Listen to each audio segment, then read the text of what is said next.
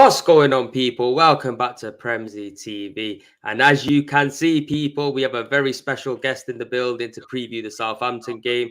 We got none other than the man like Lee Judges. What you telling me, bro? You good?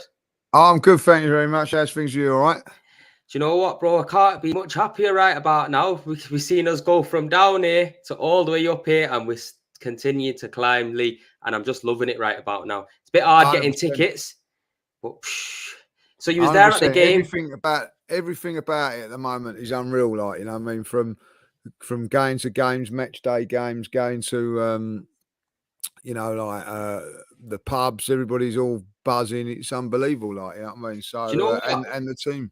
I think the Ashburton Army, yeah, they've helped the atmosphere unbelievable as well. And I want to give a massive shout out to them. As you can see, the title is "The Arsenal Are Making Us Proud" right about now, Lee. And how proud are we now to be Arsenal fans? Obviously, you've been an Arsenal fan a lot longer than me. Yeah. How can you compare this time to the previous feelings that we've had over the past couple of years? Well, it's back to how it was a little, you know, before. You know, probably like beginning of the Emirates when there was a little bit of expectation for us to do well. But this is a very, very good side I'm seeing at the moment. I'm seeing central defenders that I'm enjoy watching defend. I'm fullbacks that can defend and attack. A goalkeeper that's where is he in the lines of goalkeepers now? You know, he's up there with He's the best definitely up there. Since the Emirates era, you know what I mean? So, but definitely the best in the Emirates era as far as I'm concerned. So, you know, that's all good. Midfield doing really well. Forwards and young players that you can admire and enjoy watching. I'm going to games now, and I'm not going to lie. For a few seasons, sometimes it was a chore, like, you know, and under Arteta it was, you know, hard watch, but. You know, I'm getting entertained week in, week out now. Even when the games ain't great, there's a little bit of magic from certain players. Like yesterday, it come in the shape of Saka and Xhaka. You know, say that when you've had a few beers. But like, no, it's great. It's really enjoyable. I'm enjoying going to the Arsenal. The feeling around the ground. You've been around the ground as well. Like, it's unbelievable, man. Like, you know, and. You know, the Ashburton boys have done their bit. They've been fantastic.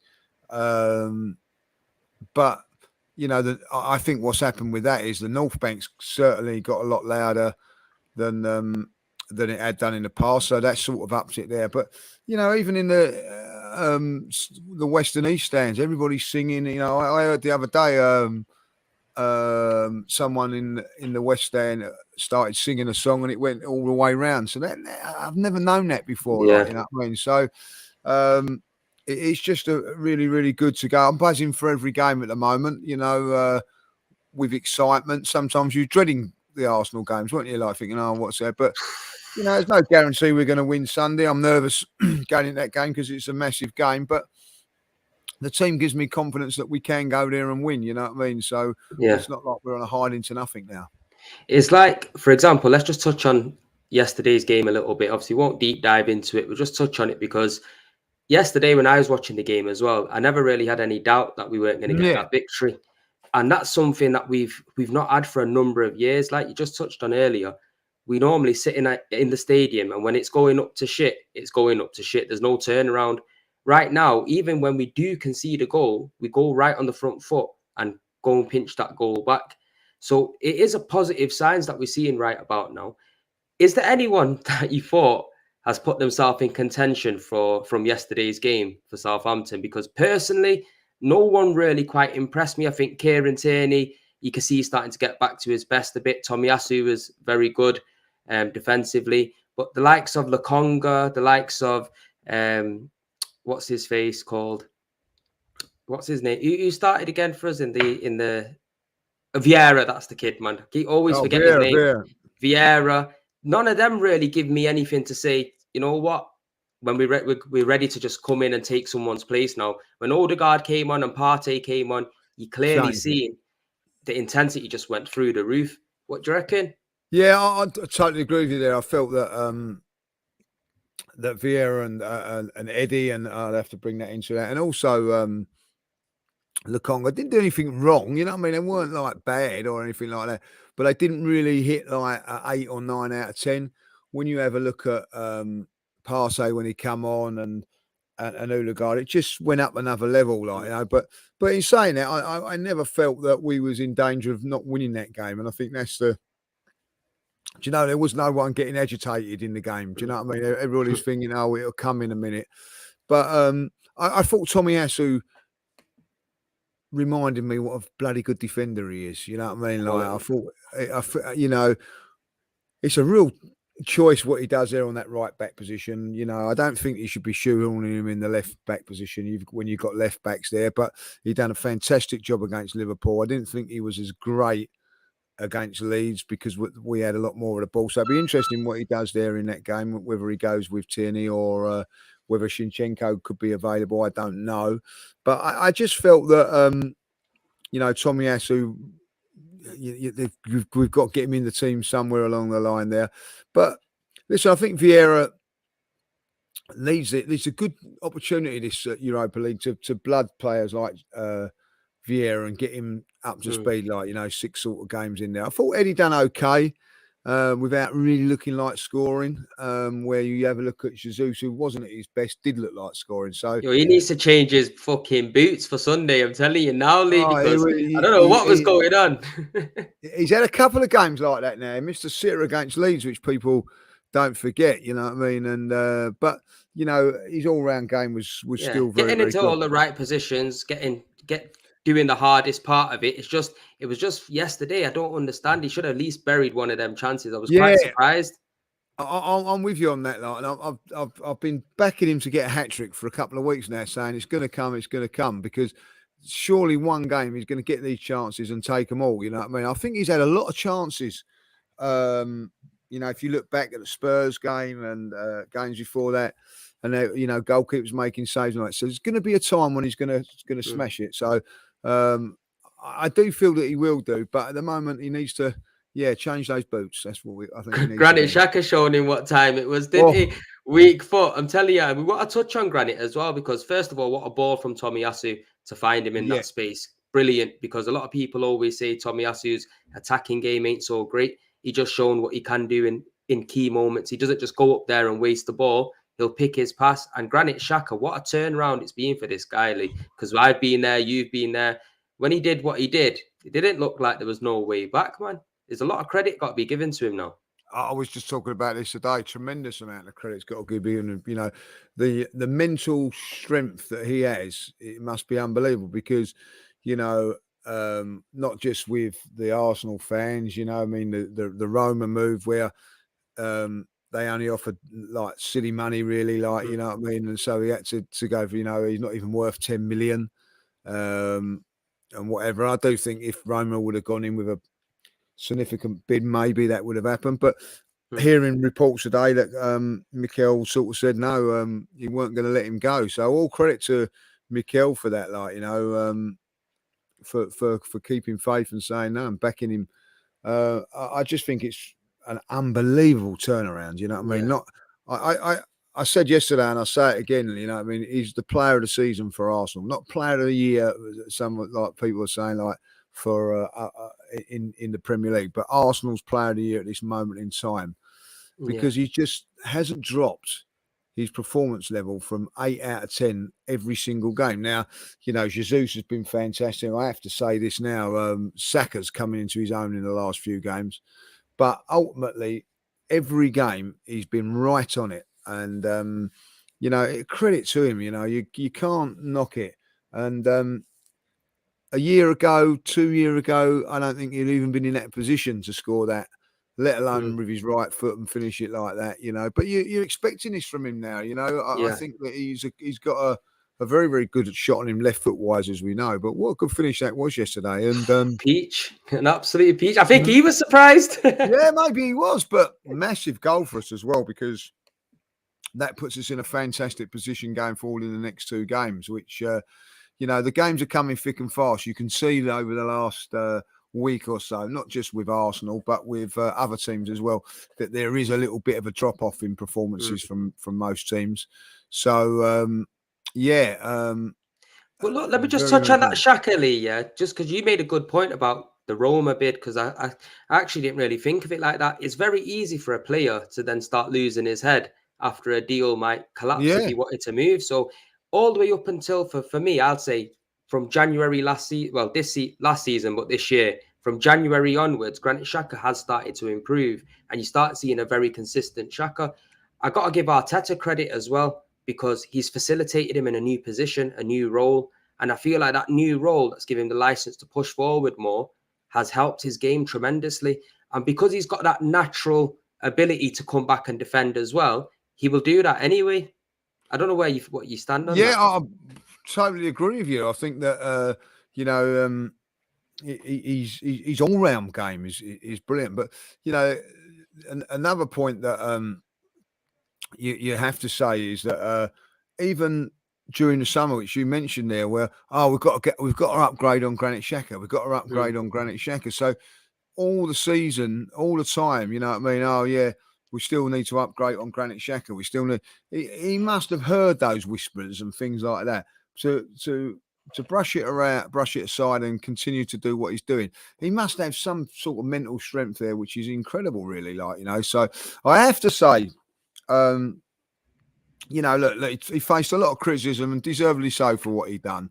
But you have to turn around and say, right, okay, all right, he made a mistake, he's done wrong. But surely now, like, you know, you have to just say, right, hands up, he's doing fantastically He's the well. real leader on that pitch, ain't he? When you really Yes, keep it, he is our leader. Odegaard might have the captain's armband, but when it's people gathering people in a huddle and telling people what to do and shouting at people, it's definitely Granit Xhaka. And I can obviously we see in the All or Nothing documentary as well. You can see Granit Xhaka is definitely a leader, and maybe we should count our lucky blessings that he actually stayed, because if we did get a new midfielder in, they would have to probably take some time to settle into the league. Obviously, even with Casemiro, one of the best centre mids that's been in world football for the last 5 years, has had some time to settle in at Manchester United, and only now you're starting to see good performances from him. So, you know what? Give him a new contract if he can continue to play like this for me. yeah, yeah, and you know what a turnaround that is from that point of view there. But yeah, I make you right. He is a good leader. I like that, the leadership skills that he shows. You know, getting them all in the huddle and things like that. I've really enjoyed, and um, I think that at the end of the day, he's one of those people that people have said it in the past. You know, inside the game, that he's a proper leader and all that. Like, and one of the greatest things, I don't know, I weren't too happy when they were talking about this documentary, and I was a bit worried about it and everything like that. But I think, looking back on it, it's done the whole club and the players and Arteta the world of good, because what you've seen is you've seen Granit Xhaka, you've seen what he was like and how he felt and all that, and I think, I can relate to that. And the other thing that I've really it has changed my opinion was that there were poor performances in that. Like I remember the game against Everton, we was 1-0 up, I doing, you know. But if you go back to that, he went in there at half time, went mad at them and said, if you don't pull your finger out here, we're going to lose this game. He done everything. He warned them and told them everything that was going to happen, and it did happen. So when you look at it, then you ain't really blaming him for it. You're sort of thinking, well, you know that he's going to go in there and give him a rocket. You know, against Leeds on Sunday, he'd come out and say, yeah, we done this and we done that. But behind the scenes, you know that he'd be saying, oh, listen, we've got to up our game in the second half if we're to do anything. So I think there was some really poignant things in that, and things you can look on there. And one of them was Xhaka. I think he's a proper man, isn't he? Like, do you know what I mean? Like, you wouldn't want to mess Do you with know him. what? As well, he said in his post-match interview yesterday after the game, and he said the key thing is with the team, they kept the passion to keep going, and I think that's something that epitomizes Granit Xhaka, the passion that he has. He's had it from day dot. Really, he's always been a very passionate player, and now with a few of these other players now coming into play, I think it's starting to rub off, and the feeling now when I watch in Arsenal now, I know they're not going to give up until the very last minute. Do you Yeah, know what I yeah, mean? no, and you've seen that. You know, listen, I think that. How can you say it? You know, you look at a game like Fulham, going back to that game, went 1-0 down. I think, you know, come back from that game. And then you look at the Liverpool game, they pegged us back twice. Probably like a year ago, 2 years ago, they've gone on to lose that game and then maybe even like gone, oh, settle for a draw. And a lot of Arsenal fans are saying, no, let's settle for a draw before the game and all that. But, then there's a lot of Arsenal fans going, no, we can win this now. There's a belief. I looked in the, half time of 2 poignant things for me this happened. I remember when we was 1-1 with Spurs, I went into the bar, couple of my mates were there, like, and they were both turned around and said, "Look, we're still win this. We'll win this 3-1. Well, we win this too. You wait, we'll come out and all that, And I look back and I think, wow, you know what I mean? A year ago, that those same people are going, I've got no chance of winning this game now. Like, you watch, we'll blow this and everything like that. So there was a complete change in attitude of that. And then when I went yesterday's game at half time, even though it was 0-0, we hadn't had a shot on target.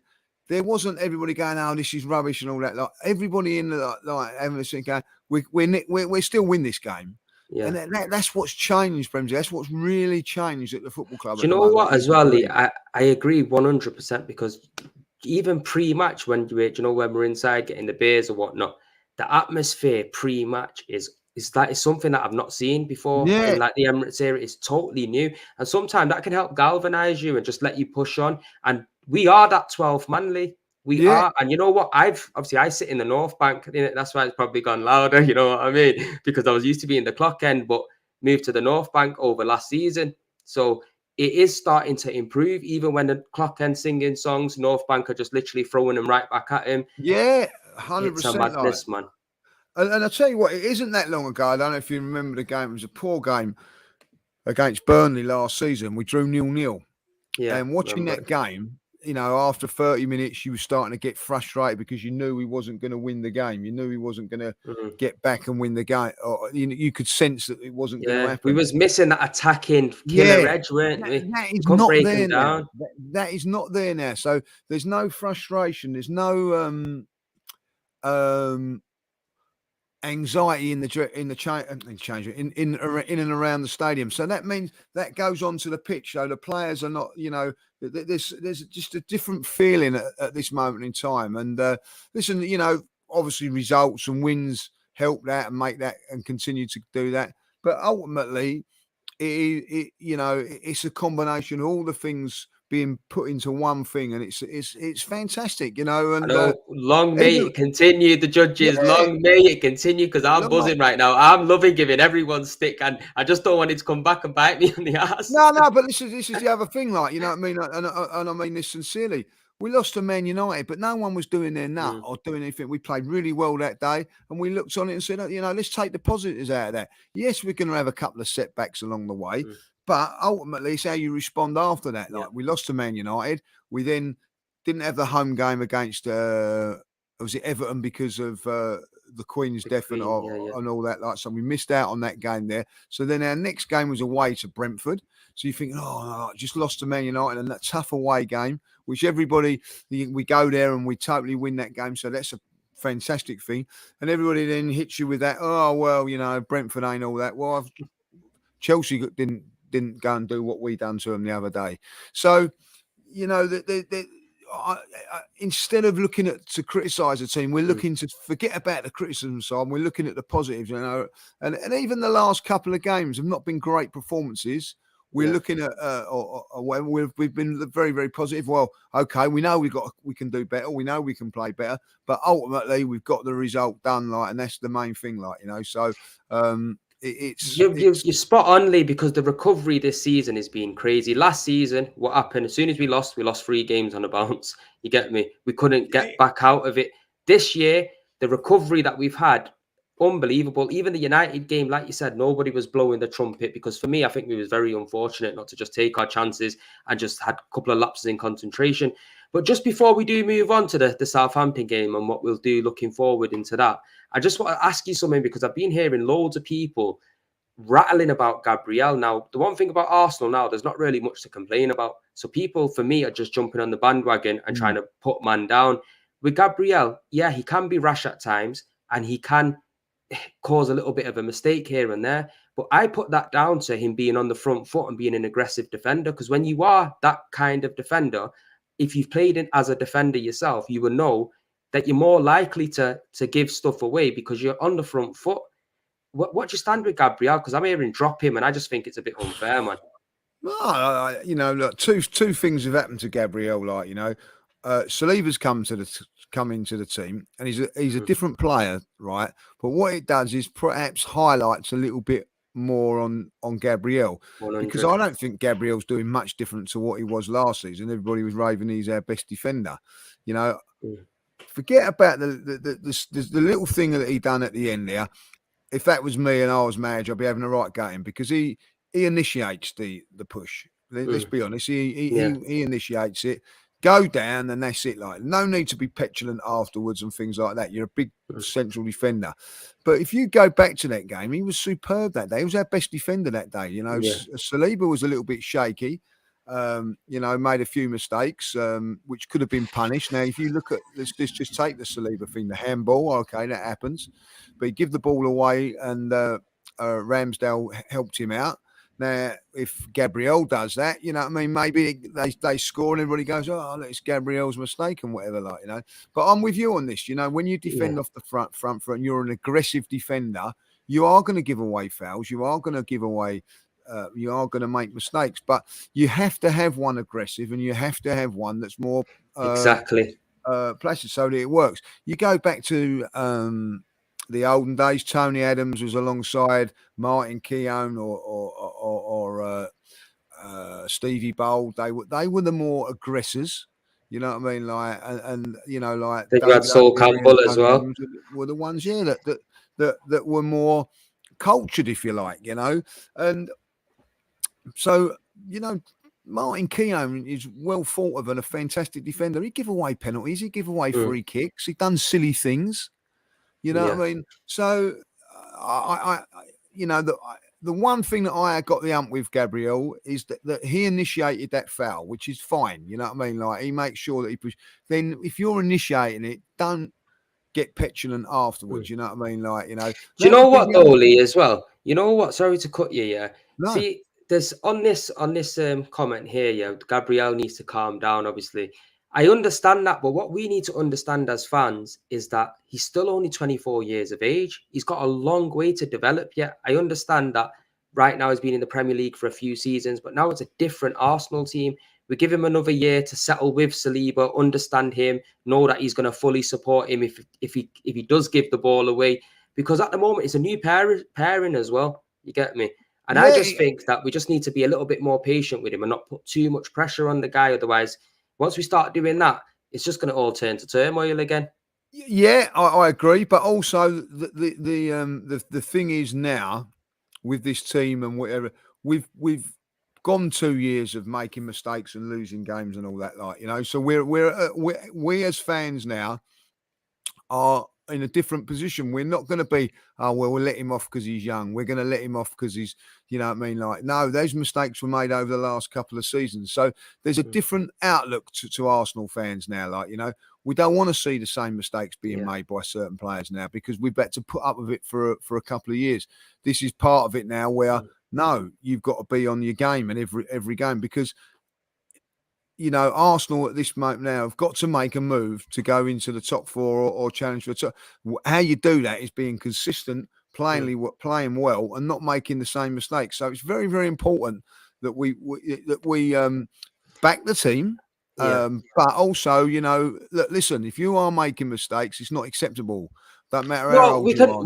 We could call them out, when they need to be called out. But for me, it's pretty harsh for him being our best centre back that game, for people tend to come out and start chatting shit about certain things.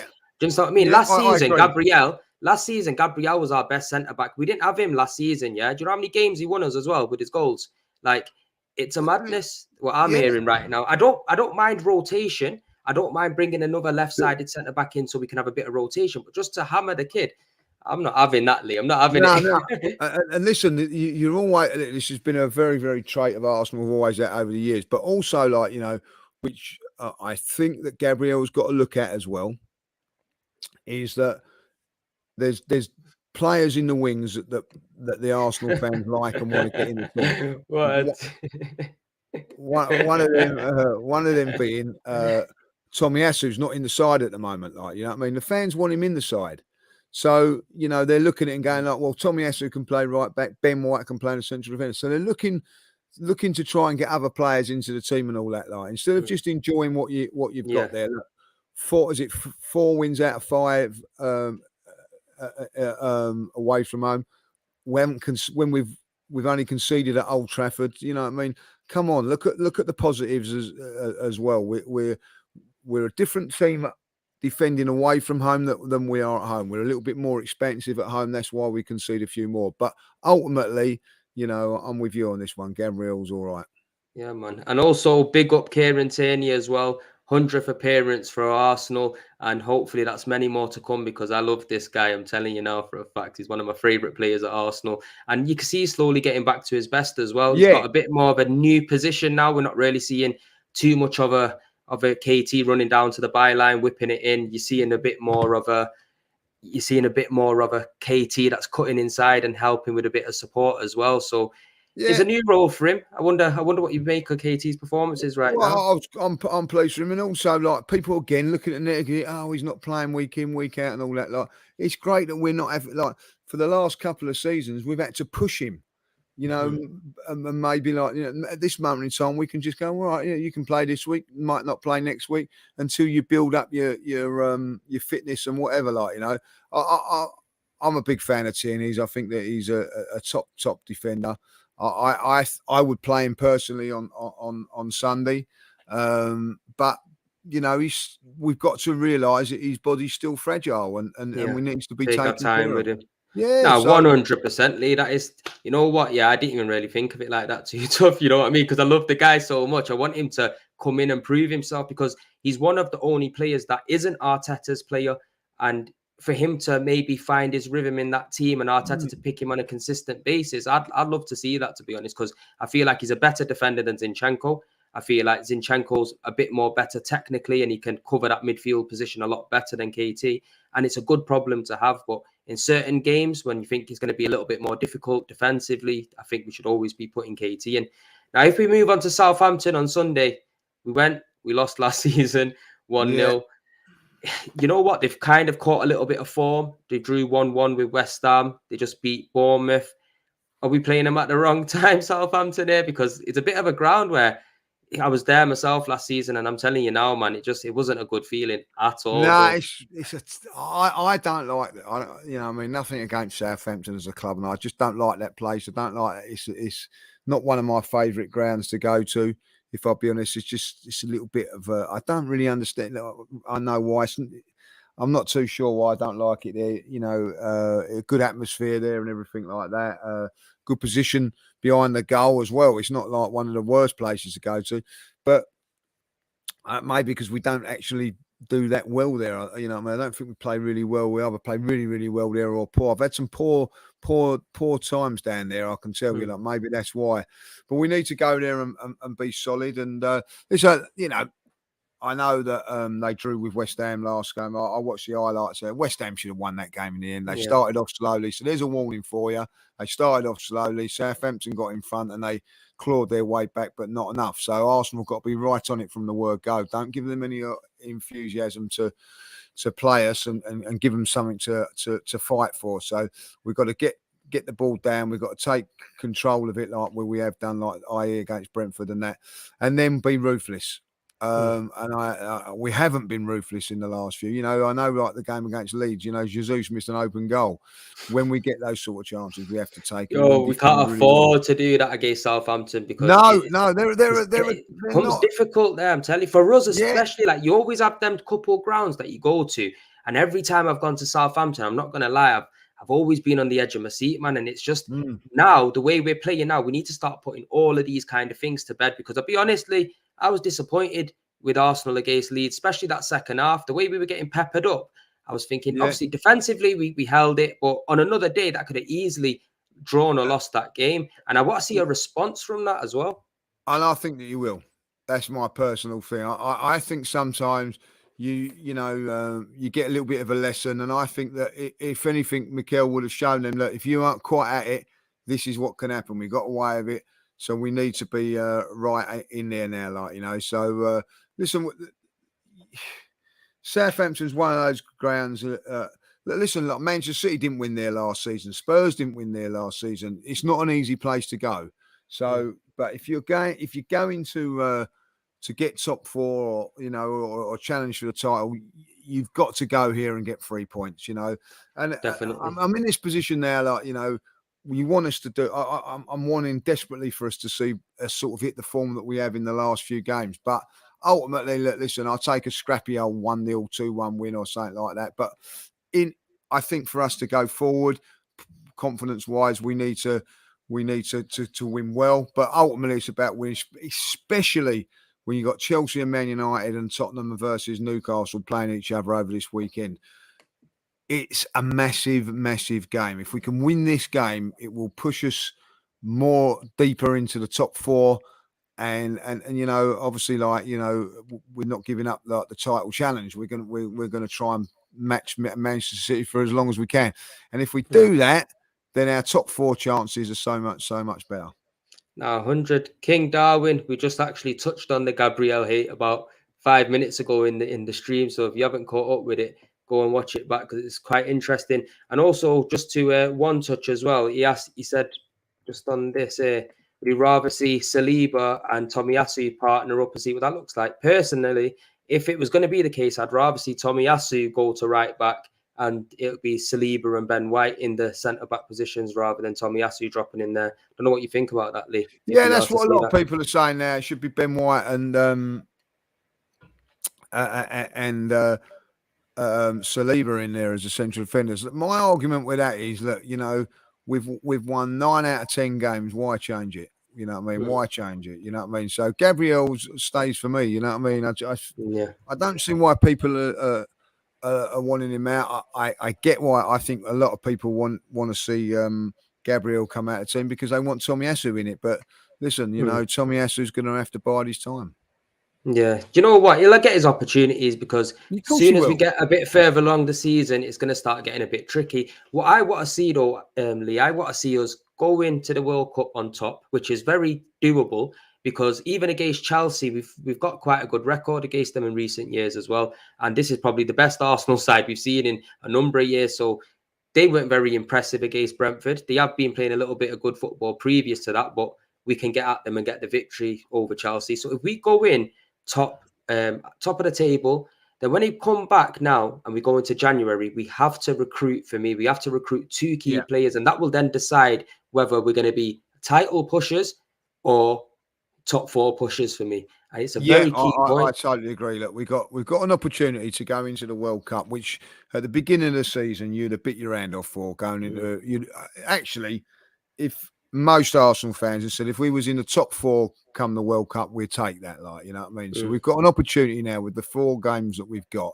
3 of those games, we've got Wolves and Nottingham Forest, and then of course Southampton. They're all in the bottom 4 at this moment in time.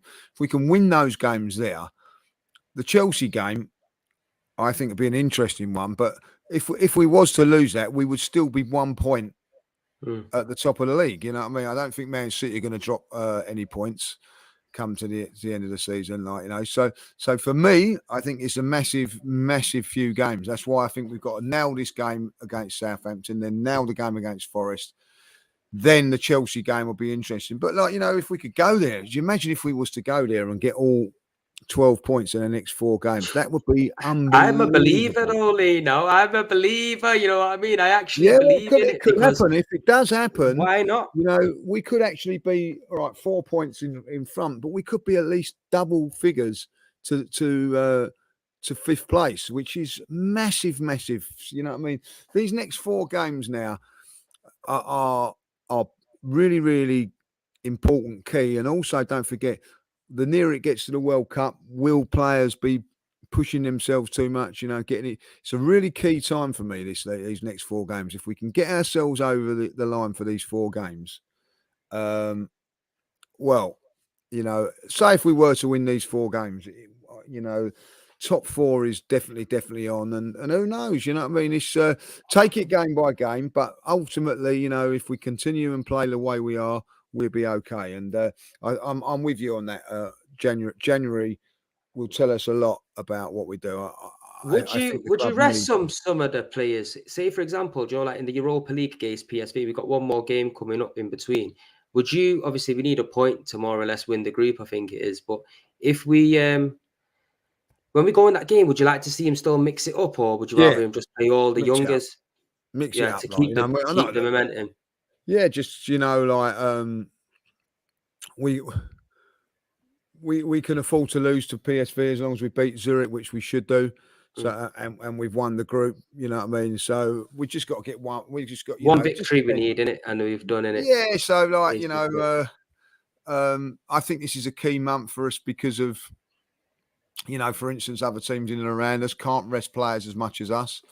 We can afford to do it. But if we could go into that last game where it doesn't matter whatever happens, that'd be a fantastic boost for us, because we can then rest a few players going into the game against Chelsea. Don't forget, like, you know, we play next week, and then we play Forest, and then the following week we'd have Zurich and then Chelsea. So, you know, Chelsea will maybe still looking to try and get top spot in their Champions League game. So, you know, these are all interesting and scenarios that can Yeah. happen. It'd be nice to have I've got confidence, though, Lee. I'm not going to lie. I've got confidence going into up to the World Cup. I think these run of fixtures, they're very doable. You know, we do yeah. it.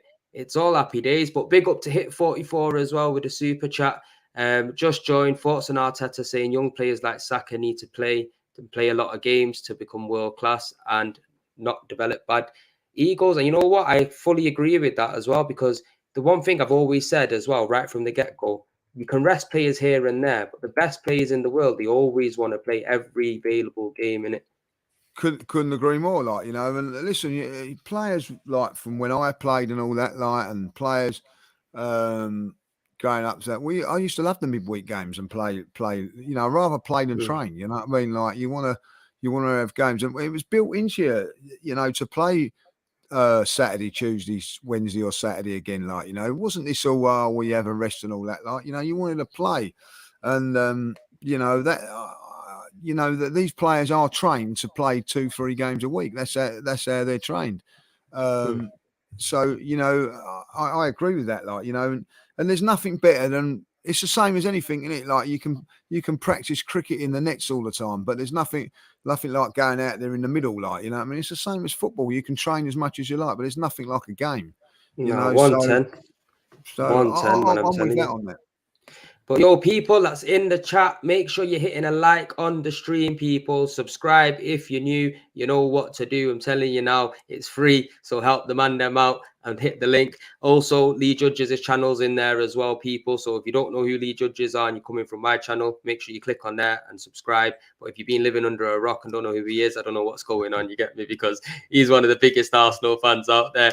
But Lee, let's just touch on let me just quickly touch on that Saka thing one more time, because him going to the Ballon d'Or for me is going to only help motivate him, because I didn't see any of the other players going, and going to an event like that around world star players and seeing what it means to be in that environment, that can do something for you. I just want to get your quick thoughts on that.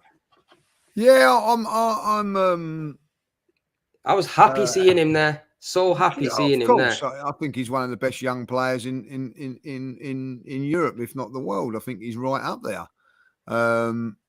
I think at times we don't realise how young he is and how talented he is. I think we know how good he is, but you know, you don't realise that he's only 21. I just think he's fantastic. And yesterday he was like, some of the stuff he was doing was unbelievable, and I think that he will get better and better. I'm a big fan of his, as you well know, and to see him mixing in with those players, yeah. But also, it's, you know, it's a thing for other players to look at that. You know, I'm pretty sure Martinelli was looking at it and thinking, well, I want a bit of that. Like, you know, Smith Rowe, unfortunately, is injured at the moment, was going really well until that injury. All these young players, Saliba be looking at it and going, well, I want a bit of part of that. And if they continue on the upward curve that they're going, they will be there. Like, you know, it's interesting that Martinelli's just slackened off in the last couple of games, and Saka's come to the front. You know what I mean? So if we can get them, all three of them playing at some sort of level, that'd be fantastic. Like, you know, so I'm very, very pleased that, you know, and these United fuckers trying to tell us Sancho's better than Saka. Get out of here. Kulizeski's better than Saka. Get out of here. That's all I know to these guys. You know, listen, I think Sancho has regressed at the moment. That doesn't mean to say he's still going to be a good player. I think that going to Man United hasn't helped him at this moment in time, because they've got a few problems at Man United, but they seem to be going through them a little bit there. If anybody, against Tottenham, I was disappointed with him against Tottenham. You know, I wanted Man United to really go at it. Yeah. And by the way, Man United were fantastic against Spurs, but he wasn't perhaps at his game. But listen, he's got talent and he will get better and better. Like, you know, I think that once they get Ronaldo gone, I think that will help Sancho out. Like, I think he's a good player. He's not at the level of Saka at the moment by a long chalk, and that is you know, like, that's not being biased or nothing, like, you know, but I still see potential in him, like, you know, like I do with Martinelli. You know, that these players haven't hit their levels yet. You know what I mean? They're learning the game, and Sancho's one of them. And but along comes somewhere along the line exceptions. Fabregas was an exception, you know what I mean? And I think Saka is as well. And Foden, by the way. They're a little bit different. Do you know that finish on that right foot against Leeds? Wow. You know what I mean? Very rare you can see a player do that. The last time we've had a player that can shoot left and right, Santi Cazorla, for me, was absolutely unbelievable. And you know what? I'd love to have somebody like Santi in our team to this day. I'm hoping Fabio Vieira can become that guy. But just before we do wrap it up, Lee, I just want to say a massive thank you for coming on, first of all. No problems. And also, I want to get your predictions for the game on Sunday. What are you telling me? I've gone bold here. I've said 3-0. Like, you know, I mean, I wouldn't be surprised if it was a scrappy one, but I've just got this feeling that Jesus is going to just do something mad and get a few goals. So I'm backing Jesus to be the man. Well, as long as he changes them boots, 100%, I'm going to be on the phone DMing him. Change them boots. You get me? Definitely. Then we'll be all right. But you know what? I'm going to go with a 3-1, because every time I predict a 3-1, we normally go on and do something good. You get me? So I'm going to be superstitious and I'm going to predict a 3-1. But people, thank you very much for being in the chat. Like I said, if you're new to the channel, make sure you hit the subscribe button and also smack a like on the video, as it helps push the content out. And if you don't know Lee Judges, go check him out, people. But peace and love, and we'll see you on the next one.